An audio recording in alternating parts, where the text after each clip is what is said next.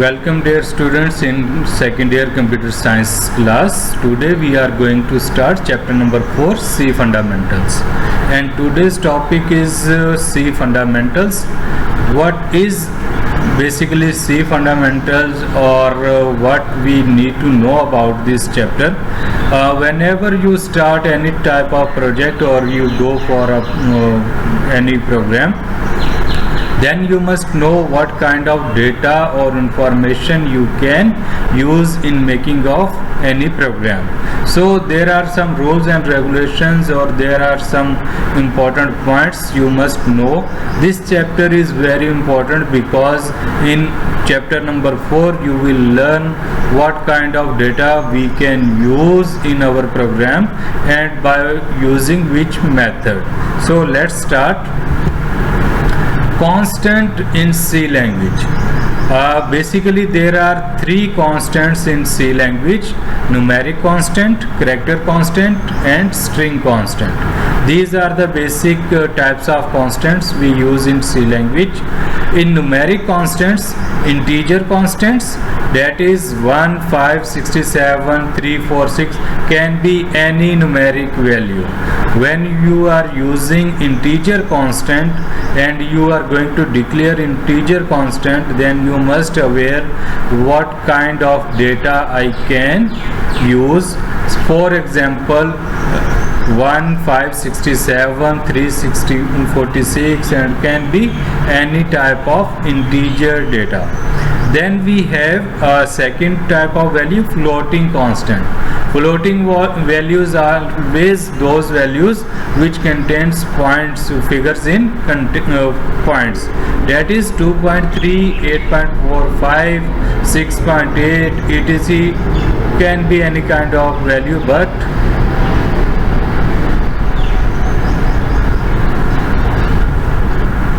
can be any kind of value, but it is between it is a floating value which contain a pointing value. Then we have second type, character constant. Character constants are can be a single character or can be any character from A to Z.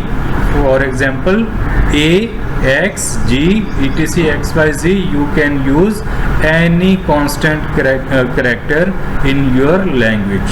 Then we have string constant. String constants are basically a value of characters, can be more than one characters. For example, hello, good, or can be another word. You can say a string of characters is can be used in C language. So these are the basically constants in C language. These are very important points and you must go through from book that are in details. Then we have data types in C language. Basically we have two types of data in C language, which is primary data type and secondary data type. Let's see one by one. Primary data type. Now we were discussing in previous slides, there are constant characters. So what kind of constant characters you are using in primary data? For example, name is integer denoted by int, and format specifier is %d, and it reserves 2 bytes of data in your system or program. That is very important question. Normally examiner may ask define primary data types with name and format specifier and size. So next is float. Floating always in points, denoted by float. We write float. When we call variable floating variable in printf, we will be using these format specifiers. You will learn for integer we use %d, and for floating values we use %f, and float value reserved 4 bytes of memory in your system. Then we have character char, normally we denote by this value. Then we use format specifier %c, and it reserves 1 byte of data size in your memory. So primary specifiers are integer, float, characters. Then we can denote by integer, float, character, and format specifier we use %d, %f, %c. Then file size or memory size. Memory size is 2 byte, 4 byte, and 1 byte. This should be very clear to you. Then secondary data type. Now secondary data type, when we go at advanced level or in C language, then we use pointer, array, string, and structure. These are the secondary types of data in C language. Variables in C language. Basically, what is variable? Why we use variable? Basic definition can be is a name given to a specific memory location. Variable is used to hold the values. Variables are always used with data types. Variable name can be anything. Now we are using variable integer. Integer can be any name.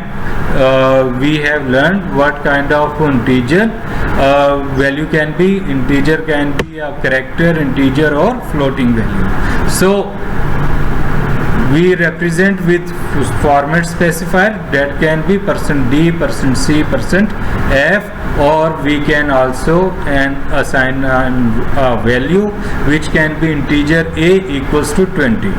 So we use variable, we assign values, and we give the we give the name.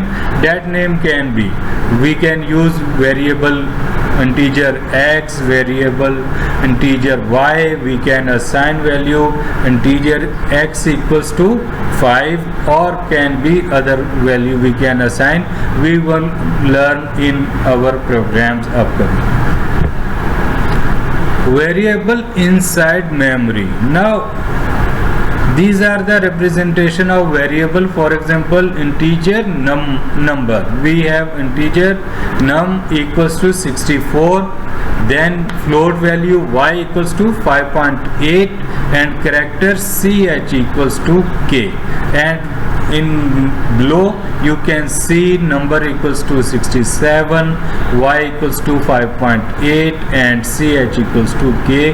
These are the variable inside the memory. How we represent, this is the representation of variables in memory, inside the memory. There are some rules when we declare any variable. The maximum length of variable name is 8 characters and minimum is 1. Can be 1 to 8 characters. For example, x, x, y, z, and we can use similar words. Variable name can contain numeric values and underscore.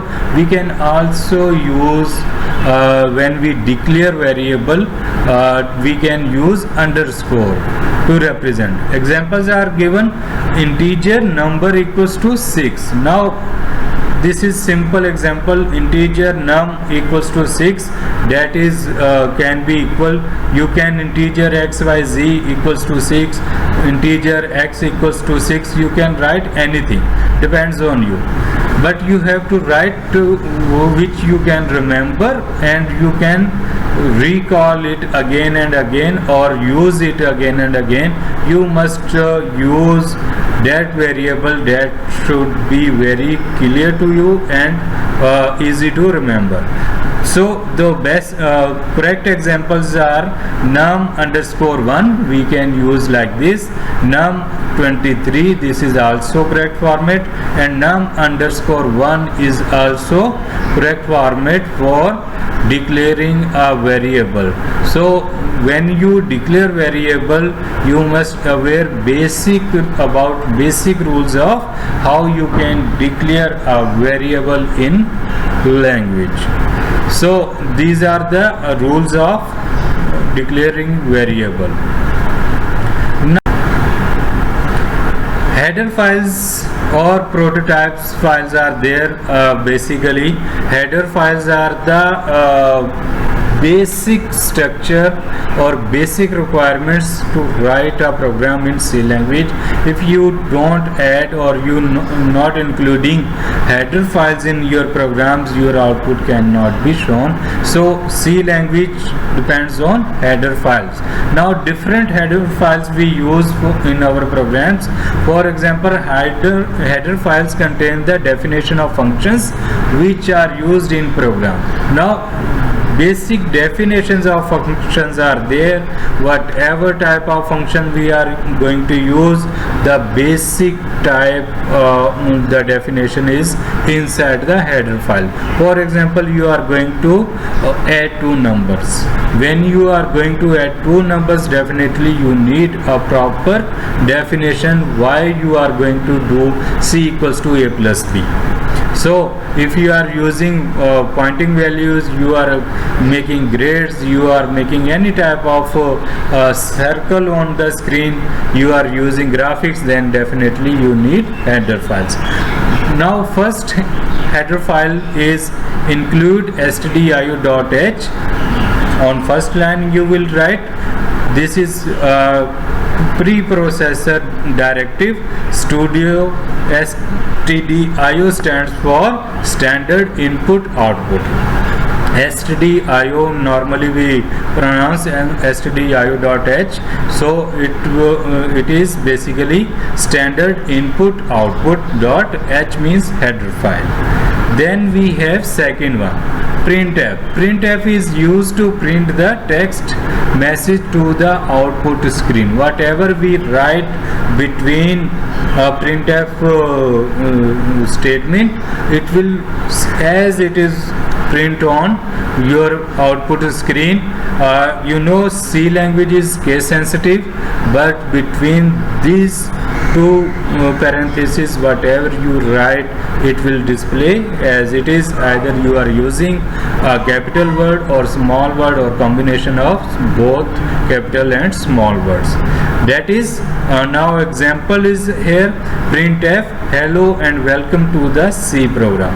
In this statement you may see hello has capital words and all are other the small words.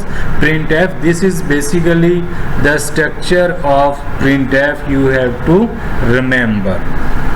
Then scanf.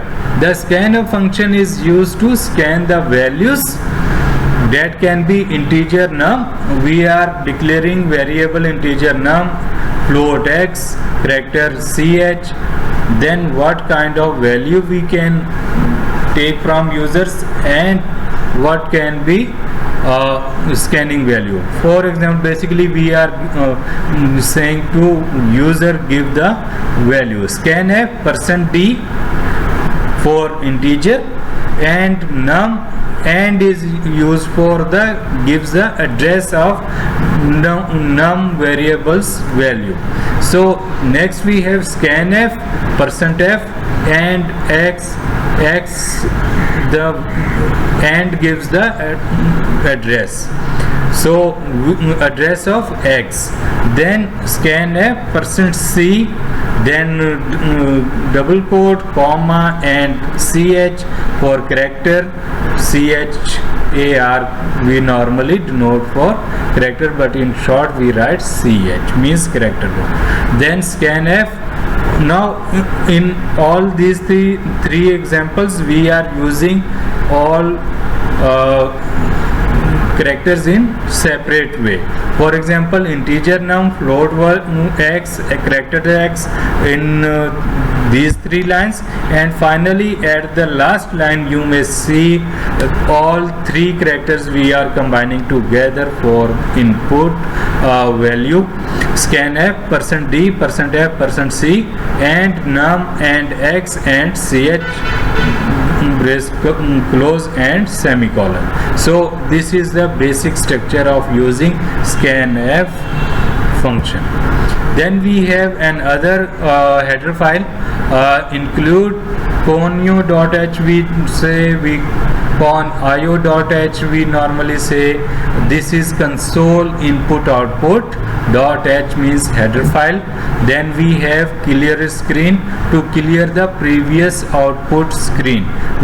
Whenever you will execute your program, run your program, then definitely there is a certain output on your screen. Again you are running same program, then the previous output will be showing on your screen. But if you want to raise this output, whenever you will run, you want to see current output on your screen, then you will use clear screen statement. Then we have get ch. Get ch normally we use at the end of program to print all characters at the output screen and to hold the output screen. When you will execute your program, run your program, then definitely you want to go through your output, or you want to check your output, then definitely that output should be on your screen. So you use get ch for to hold output on your screen. These are the basic definitions you have to remember, and normally all these definitions we use in our every C program. Then dear students, I have assignment for you from same chapter. List 5 keywords and explain their uses in C language. List 5 keywords and explain their uses in C language. These are given in your chapter number 4 book. Chapter number 4. Does C language have a string data type? Now we were discussing data type. Now you have to identify in your book, does C language have a string data type? So you have to find. Then third question, decide what data type you need and write their declaration for program that computes the sum and average of 4 numbers. We were using different variables, integer, float, characters. Now you have to identify if your program will compute sum and average of 4 numbers, what type of variable you will declare and what data type you will use. This is your assignment. You have to submit on given date. Dear students, chapter number 4 is important and complicated little bit to understand. I have tried to give you a very clear view in easy way to understand all these things. These points are in your book, you can go through, and if you have any question you may ask, but you have to go through properly, and then you may ask any type of question. I am there. Thank you so much.